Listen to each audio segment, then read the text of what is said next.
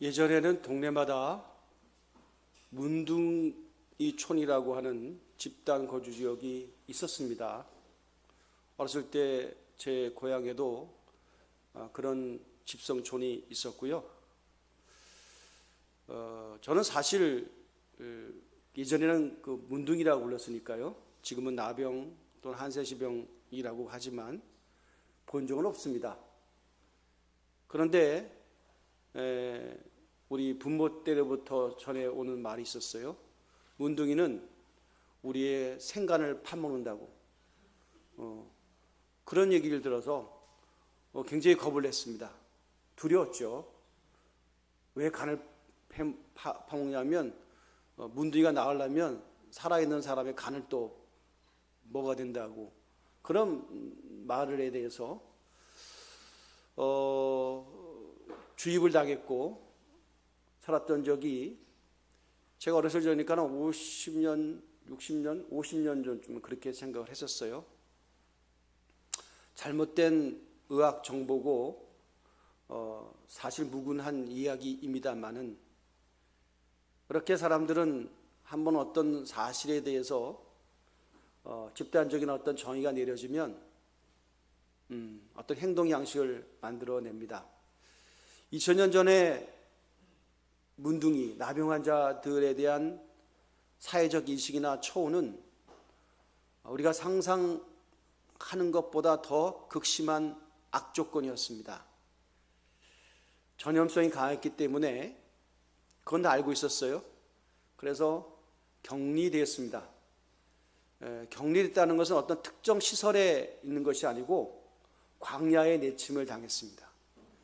그리고 정상인과는 마주치면 안 되는 그런 엄청난 문화적인 관습이나 풍토를 만들어냈습니다. 오늘 성경의 시작은 10명의 문둥이가 있었다라고 하는 것으로, 그리고 그들이 거주하는 지역이 예수님의 이동 동선과 겹쳤습니다. 사마리아와 갈릴리 사이로 지나가시다가 예수님께서 예루살렘으로 가실 때 갈릴리와 사마리아 적경 지역을 지나가게 됐는데 그 마을에 나병 환자 10명이 있었다. 10명이 예수를 만나. 그러니까 우리처럼 접촉으로 만난 것이 아니죠. 그들은 그렇게 만날 수가 없습니다. 그러니까 멀리 서 있다는 거죠. 거리가 굉장히 멀어야 돼요.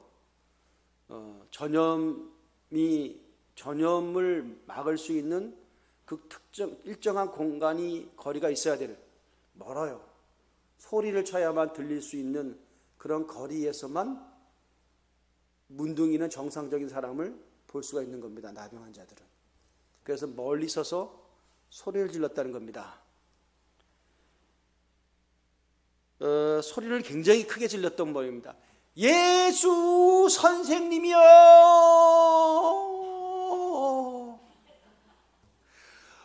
우리를 불쌍히 여겨주세요.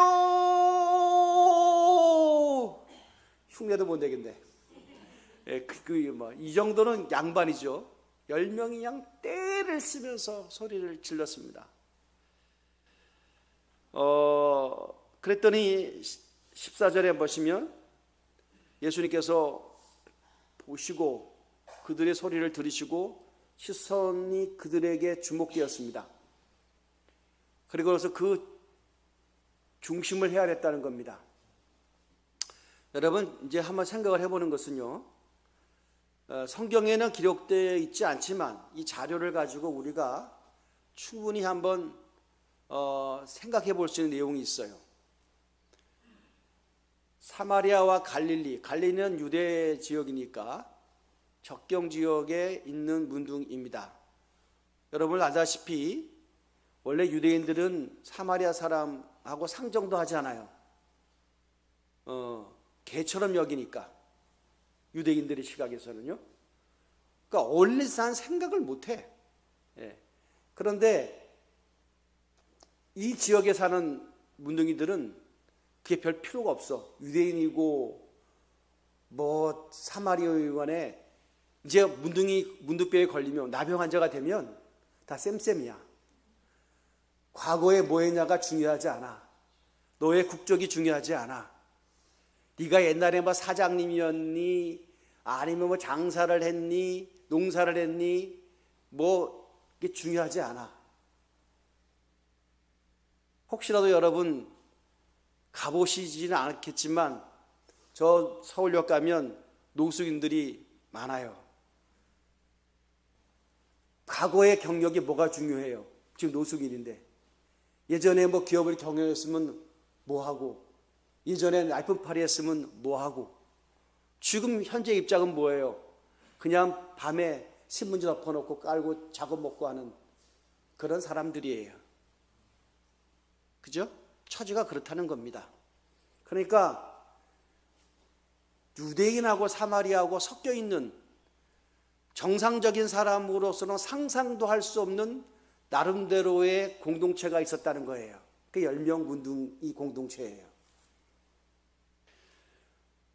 굉장히 그 확장성이 있죠.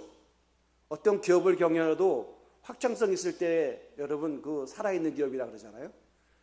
점점 죽어가는 기업은 투자고 사람이고 다 떠나잖아. 이 공동체는 앞으로 굉장히 성장할 일만 남았어요. 왜냐하면 문둥병이 당시엔 불치병이기 때문에 늘어나면 늘어났지 줄지는 않을 거니까.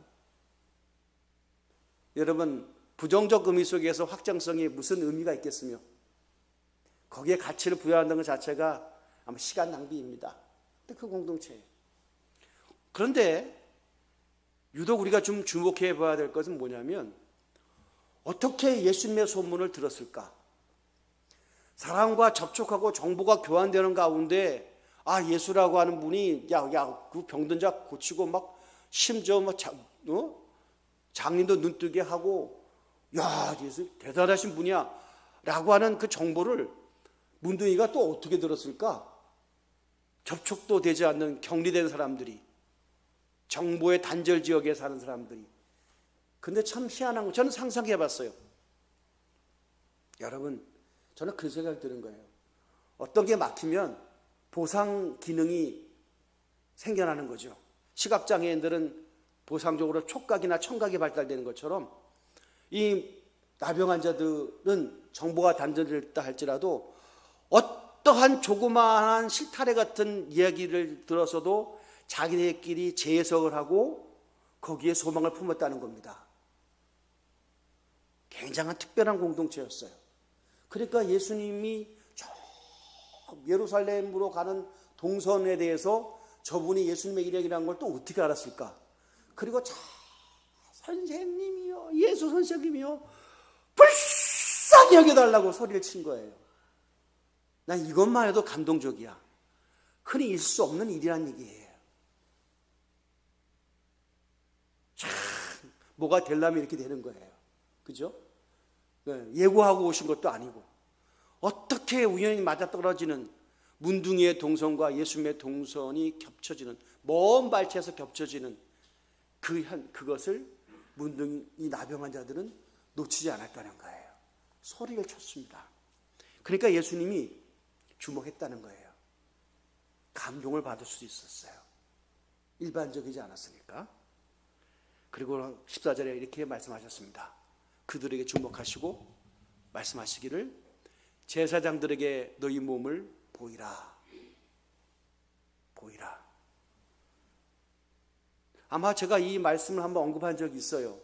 제사장들은 당시에 문둥이를 판별하는, 이 사람은 문둥병자라고 판단하거나 혹시라도 문둥이병에서 나으면, 그러지도 만무하겠지만 나으면 정상이다라고 하는 판별을 지역에 있는 제사장들의 권한이었어요. 우리로 말하면 보건복지부 장관 내지는 보건소장쯤 되는 역할을 제사장들이 했단 말이죠. 그러니까 제사장들에게 너희 몸을 보이라. 이 얘기는 뭐죠? 너희가 정상인 것들을, 정상인의 확증을 받으라. 정상이 됐다라고 하는 도장을 받으라. 그런 뜻이잖아요. 제사장들에게 보이라는 뜻은. 그랬더니 오늘 주목해 보아야 될 말씀은 그들이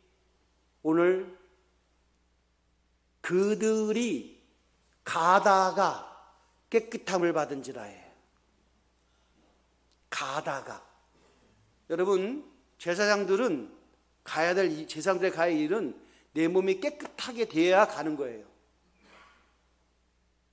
그런데 말씀을 듣고 우리로 말하면 믿음이 생겼는지 말씀을 듣고 가다가 깨끗함 받은 거예요. 여러분, 이 차이를 아시죠? 굉장히 우리가 놓쳐서는 안 될 핵심 내용입니다. 확인해보고 그 다음에 움직이는 게 아니라 움직이다가 확인된 거예요. 믿음이라고 하는 것을 설명할 때 참 숨겨져 있는 하늘의 비밀입니다. 빨리 여러분 영적 해안이 있는 자는 빨리 깨달아야 돼요. 이거 굉장히 숨겨져 있는 것이지만 곱씹어보면 충분히 파악할 수 있는 내용이에요. 가다가 깨끗함을 받은지라. 놀랄만한 일이죠. 충격적인 일입니다. 한 명도 아니고 10명이 동시에 한꺼번에 같은 시간 같은 공간에서 같은 길을 가다가 나음을 입은 거예요. 깨끗함을 받은지라. 그랬더니 이 사람들 얼마나 놀랬겠습니까? 내가 이럴 줄 알았어. 우리가 서로 난다 그랬지. 우리가 소리치면 그분이 우리 고치라고 그랬지. 야, 우리의 결정이 맞은 거 아니야? 와, 우리 대박이다. 좋다. 감사. 와, 그랬을 리가 없어요. 왜냐하면 예상 불가능한 영역이었어요. 그럼에도 불구하고 그들이 움직였다는 것만 해도 참 희한한 일이에요. 정말 기대를 하고 움직였을까? 나을 줄 알고? 야, 여러분, 오늘 마음의 소원 기도의 제목이 있는데 답답하고 억울하고 막 그러잖아요. 속상하기도 하고. 근데 막 마음속에 예배만 드리면 막 문제 해결할 것만 같아. 할렐루야. 그렇게 해서 달려온 분도 있고, 벌써 주일이네. 예배 드리자 할 수도 있고, 바쁜 일이 안 생기나? 바쁜 일이 생기면 예배 안 가도 되는데 라고 하면서 할 수 없이 다른 일이 없어서 오신 분은 없겠죠. 할렐루야. 네.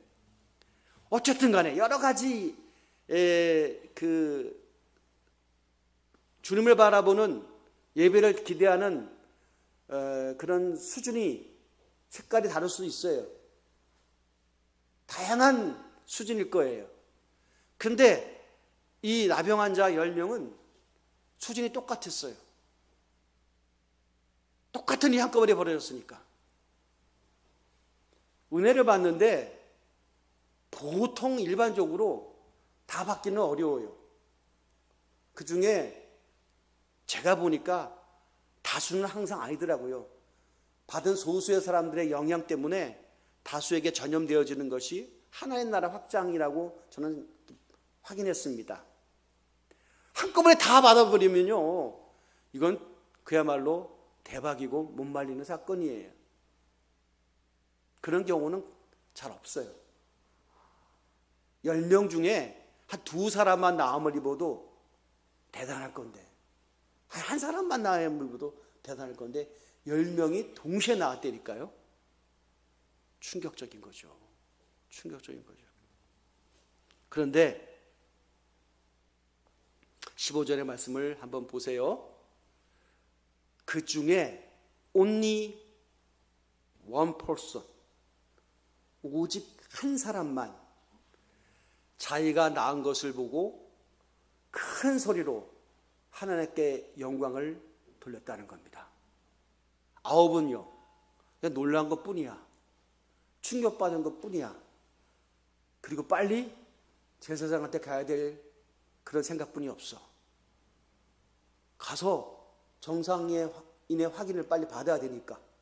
그러면 일상의 삶으로 돌아가서 나를 소외시키고 나를 멸시하고 했던 것들을 어쨌든 간에 내가 다 손봐야 되잖아. 가서 빨리 좀 가야 될, 제사장한테 가야 될 그 이유뿐이 없는 거야. 다들 그랬어. 그런데 한 사람만 도중에서 모든 것을 스탑하고 큰 소리로 하나님께 영광을 돌렸다는 겁니다. 할렐루야! 오 하나님! 제가 설교전이 하니까 이렇게 얘기하지 저도 그러지는 않을 거예요. 어머 낫네. 여러분 어떠십니까? 여러분은 큰 소리를 칠 것 같아요? 아니면 속으로만 생각할 것 같아요? 뭐 각자 다르겠죠. 큰 소리로 영광을 돌리며 그 다음에 주목해야 될 동사가 있어요.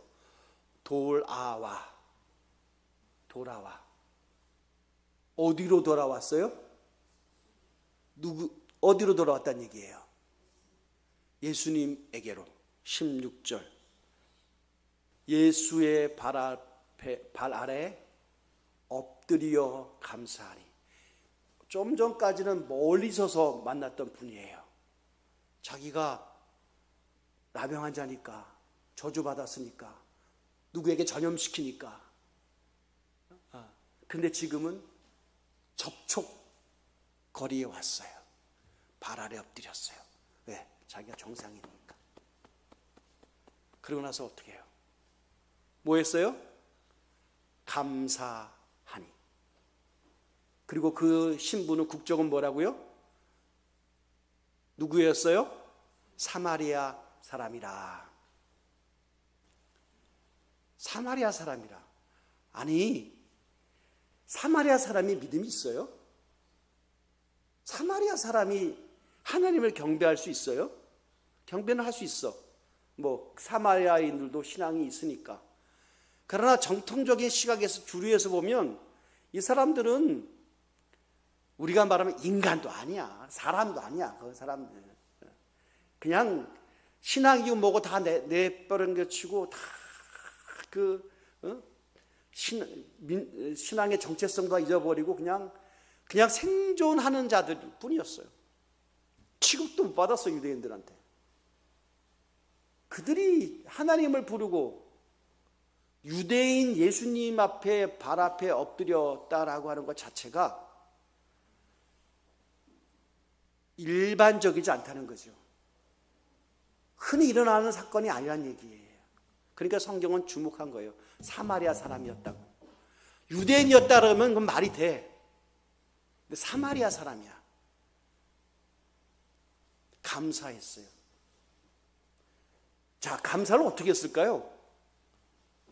고마움을 표시를 하려고 하면 우리가 뭘 자기가 가진 걸 드려야 될 거 아니야. 근데 사마리아 문둥병자가 가진 게 뭐가 있겠어요?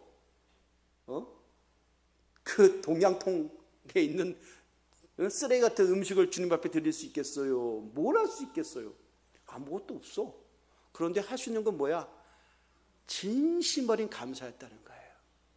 감사합니다. 감사합니다. 감사합니다.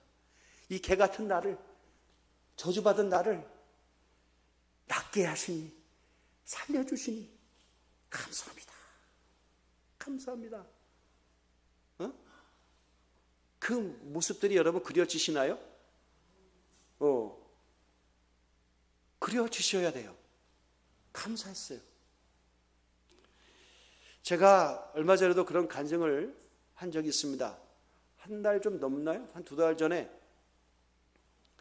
김포 지역을 떠나서 김포 지역 밖에서 운전을 하다가 좀 시간이 됐어요. 야간 운전했는데 제가 뭐 앞 차가 갑자기 정지한 게 아니라 제 인식 세계에는 차가 없었는데 갑자기 차가 보인 거예요. 제가 뭐 운전 경력이 짧지 않기 때문에 저는 알았습니다. 내가 아무리 급브레이크를 잡아도 앞차를 받는다라고 하는 걸 알아요. 이건 본능적으로 알아요.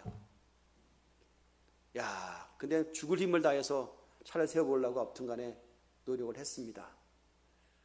정말 제가 내려서 확인한 건 아니지만 내 생각으로는 한 1cm 정도 차이를 두고 섰어요.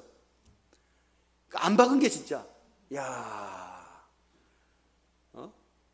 근데 여러분도 운전하다가 그런 경험 있잖아요, 그죠?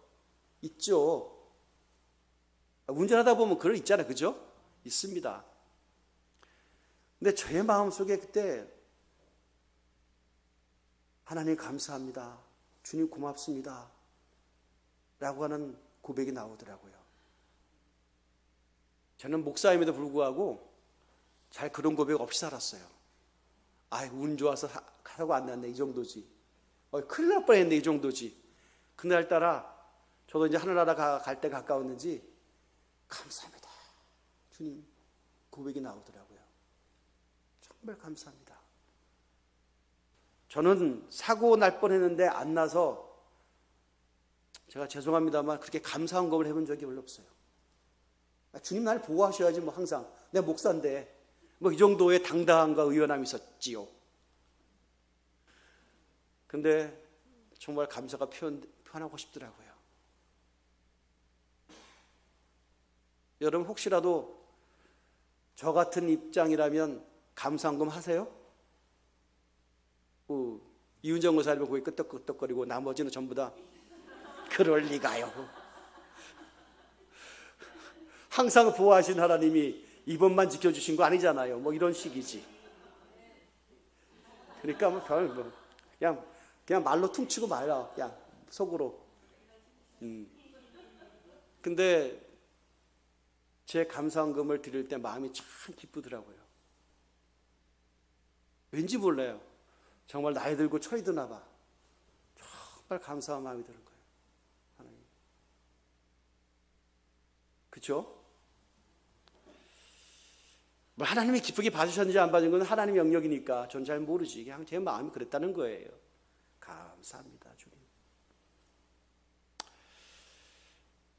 한 사람 돌아왔는데 예수님께서 말씀하셨습니다. 17절의 말씀 한번 다 같이 보세요. 중요한 말씀입니다. 제가 읽겠습니다. 잘 쫓아오세요. 그 돌아온 사람 보시고 예수님께서 대답하여 이르시되 야, 10사람 다 깨끗함 받았을 텐데 근데 9은 어디 있지? 이렇게 물었습니다. 9은 어디 있느냐? 이 사람 돌아온 사람은 뜬금없는 그치요? 야, 네가 안 온다는 9명을 다 설득해서 와야지 왜 너만 돌아왔니? 그런 의미일까요? 왜 너만 왔어? 다 데리고 가야지. 아니 다 나음을 받았는데 10명 다 와야 정상 아니야? 라고 하는 것도 포함됐겠죠. 야, 고작 10%냐 감사한 사람이? 은혜를 받았는데 감사하다고 표현하는 사람이 10명 중에 1명이야. 여러분은 9명에 들어가요? 1명에 들어가요? 이런 질문 안 해야지. 이거 힘든 얘기야. 이건 굉장히, 왜냐하면 자꾸 설교가 부담 주는 말씀이 돼서는 안 돼요. 누구나 그냥 쉽게 듣고 쉽게 잊어먹어야지 자꾸 생각나면 안 돼. 생각나면 안 돼. 빨리빨리 잊어먹어야 돼. 9이 정상이에요? 1명이 정상이에요? 여러분 잘 생각했어요. 9명이 정상이야? 1명이 정상이야? 그럼 9은 비정상이야? 아니 집단지석이잖아. 9의 의견이 90%가 여론이잖아. 민주주의라며. 다수가 정답이잖아. 그럼 9이 정답이어야지. 빨리 재성한테 보여가지고 병당을 확인하고 제사장이 물을 거 아니야. 너 어떻게 병났냐? 예수란 사람한테 막 소리쳤더니 그분이 나왔다고 뭐 선포하셔서 우리가 나왔어요라고 얘기한 다음에 그 다음에 예수님을 추적해서 감사하지. 그 사람들의 논리이지 않겠어요? 그 9의 논리는? 그게 더 합리적이잖아. 그래서 정상이 돼서 일상으로 돌아가서 돈도 좀 벌고 그래서 좀 내가 가진 것이 생긴 다음에 그때 좀 가야지. 맨입으로. 이 사마리아 문둥병은 맨입으로 온 거야. 이게 진짜 인간이야? 맨입으로 오면? 우리는 그럴 수 없다는 거지. 좀 가지고 가서 표현을 해야지. 할렐루야. 그러면 다시 묻겠습니다. 누가 정상이요? 9이 정상이요? 1명이 정상이요?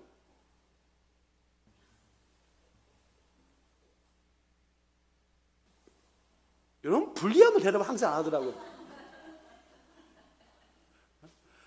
9이 정상이야? 1명이 정상이야?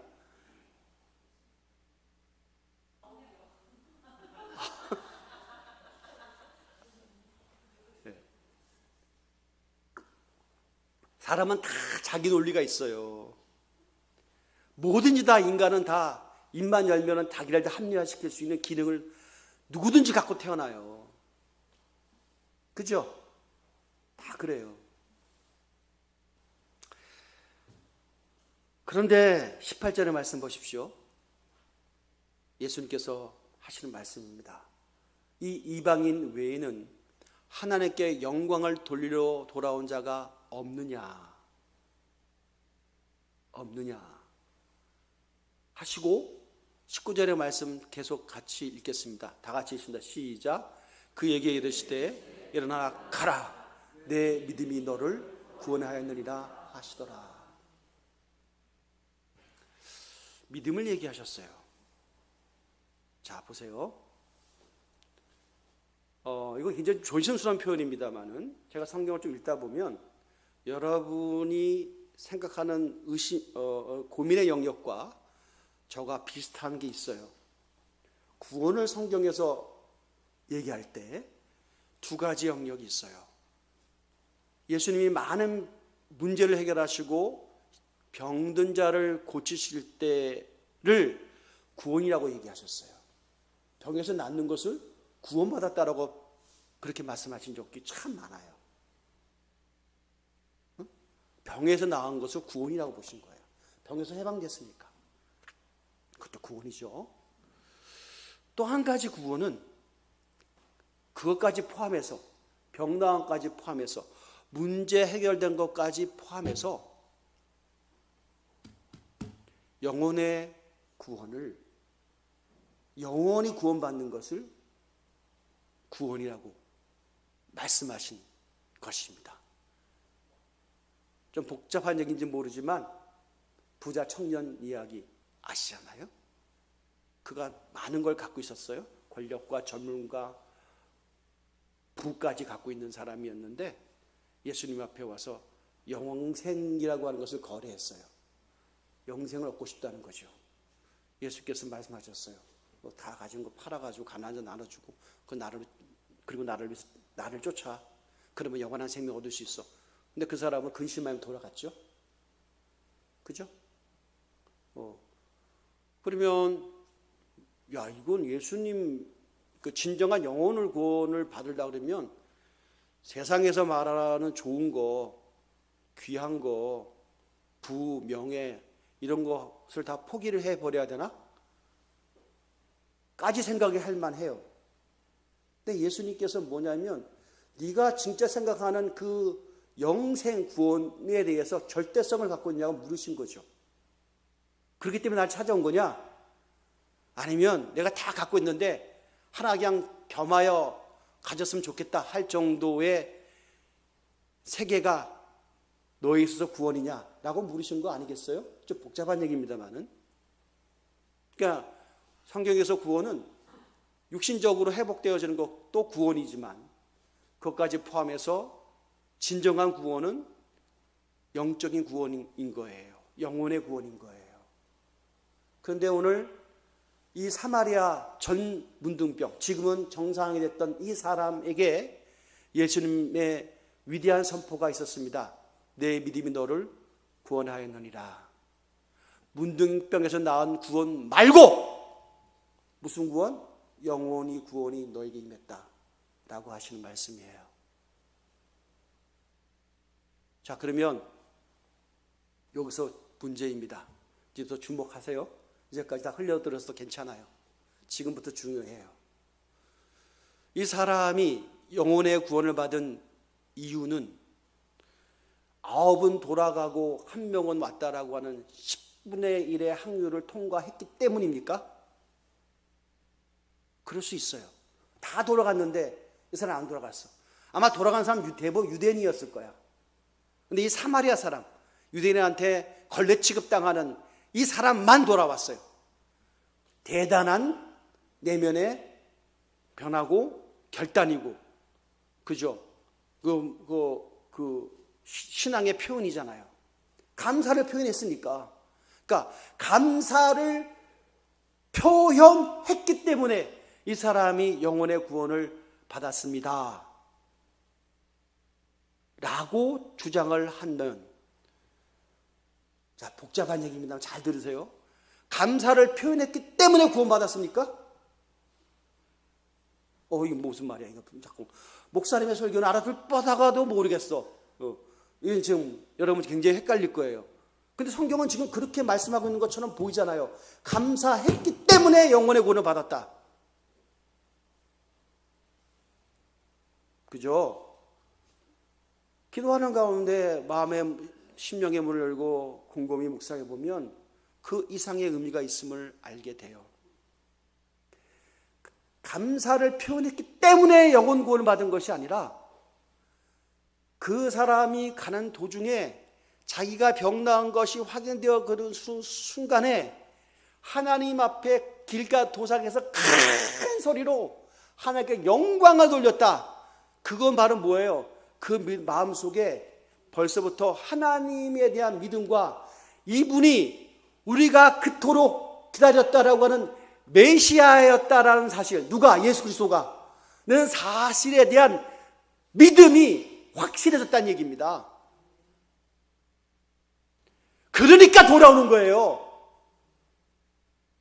감사하기 위해서 돌아온 것처럼 보이지만 믿음이 있었으니까 돌아온 거예요. 그래서 감사한 거예요. 왜 감사가 우리 가운데 일어나지가 않아요? 그 품성이 글러먹어서 저 사람은 잘 원래 감사할 줄 모르는 사람이야. 기대도 하지 마. 원래 인색한 사람이야. 그렇게 우리는 쉽게 말할 수 있어요. 그것도 틀린 얘기는 아닐 수 있지만 정답은 아니에요. 믿음이 생기면 인색함에서 해방돼요. 그깟 왜 보다 더 중요한 것을 발견하게 되어지면 그동안 목숨 바쳐 뭘 걸고 했던 모든 것들도 다 허무한 거예요. 별 의미가 없어요. 진짜 본질을 만나면. 그죠? 그래서 예수님은 그에게, 돌아온 그에게, 감사한 그에게 구원이라고 하는 것들을 선포하셨어요. 여러분 잘 생각을 하셔야 돼요. 제가 누차 늘 우리는 그 얘기를 해요. 예수를 믿으면 그 현상적인 거 있잖아요. 우리가 지금 살아가면서 중요하게 생각하는 것들이 막 다 이루어져야 되잖아요. 그거 안 되면 신앙생활 우리가 왜 해요? 맞아요.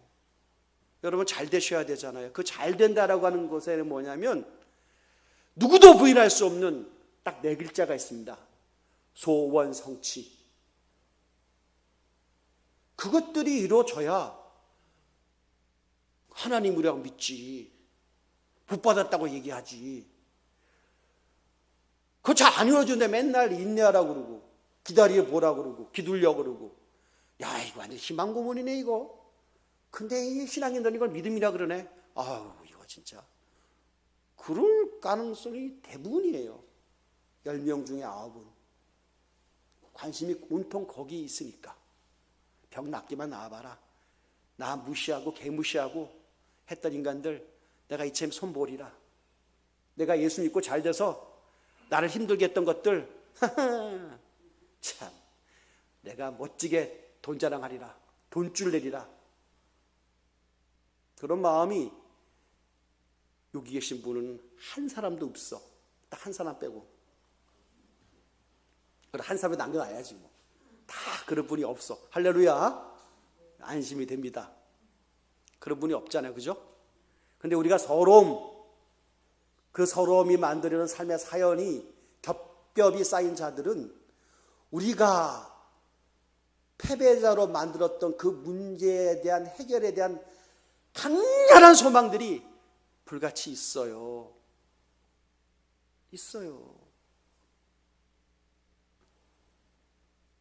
억울하고 그리고 힘들었던 모든 것들을 한 번에 역전시켜 버려야 될 만한 문제 해결에 대한 욕구가 우리 가운데 누구나 있습니다. 그래서 모든 종교들은 다 그것들을 미끼로 던져서 그야말로 고객 유치를 하지요. 여러분, 하나님 말씀이 미끼 상품이십니까? 이 생각을 한번 해보셔야 돼요. 오늘 주의 종을 통해서 들렸던 정말 영혼 구원이라고 하는 게 그게 중요한 거야?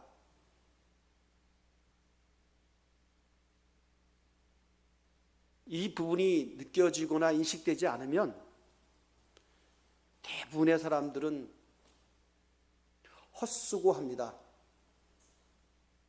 헛수고해요. 다 죽음 앞에 벌벌 떨고 돈 앞에 고개 숙이고 권력에 야합하고 다수의 의견을 쫓아가야 살아가니 적당히 묻어가야 되고 하는 삶의 처세술로 당당히 무장될 수밖에 없는 우리가 어느 날 내 속에 영이 있다는 사실을 하나님의 은혜로 깨달아지는 그 순간 예수 그리스도를 영으로 인식하고 그야말로 누군가의 고백처럼 인격적으로 예수님을 만났다라고 하는 고백이 나의 체험 가운데 큰 자리매김이 되는 순간 그때부터 우리는 하나님 나라가 무엇인지를 인식하게 되는 것입니다. 그렇지 않고는 다 죄송합니다마는 속고 속이면서 살아가는 거예요. 다 종교적 언어로 속고 속이면서 적당히 도덕적이고 윤리적인 게 좋은 거 아니야? 하는 정도의 수준에서. 야, 신앙생활 하면 안 하는 사람보다 좀 비교적 좀 이렇게 표정도 밝고 또 대체적으로 절제의 삶을 살고 좀 배려하는 삶을 사니까 좋은 거 아니야? 보다 밝은 사회를 위해서 종교는 필요하니까 그 종교 중에 하나가 교회 다니는 거지 뭐 이 정도지. 그 정도로 다 수준을 세팅시켜 버렸어요. 그러니까 안 돌아오는 거예요. 못 돌아오는 거예요. 구원이 뭔지 잘 몰라요. 죄사함의 은혜와 간격이 뭔지 잘 몰라요. 기도를 여러분 진지하게 해보셨습니까? 진지하게. 정말 영혼의 대화로서 하나님 만나보셨어요? 목사님이 하시고 그건 우리한테 알려주세요 라고 우리가 적당히 타협하면서 얼마나 많은 시간들을 흘려보냈습니까? 앞으로도 우리가 맞이할 시간이 그거라면 우리가 그걸 막아야 됩니다.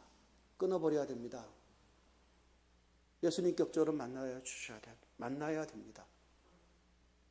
그래야 율법의 신앙이 아니라 사람들 앞에 보여주는 것이 아니라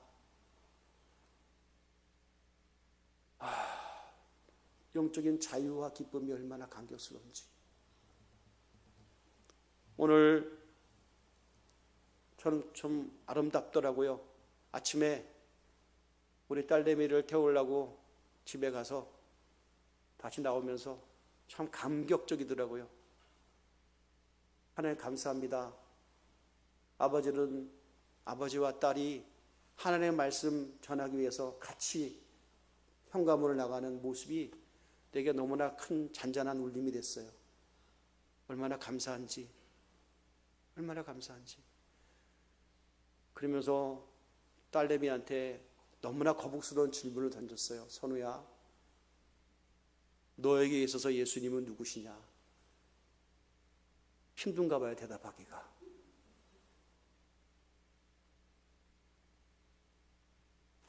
질문을 던지고 해답을 확인하기에는 앞으로 시간이 더 필요할런지도 몰라요. 여러분에게 있어서 예수님은 누구십니까? 기도합시다.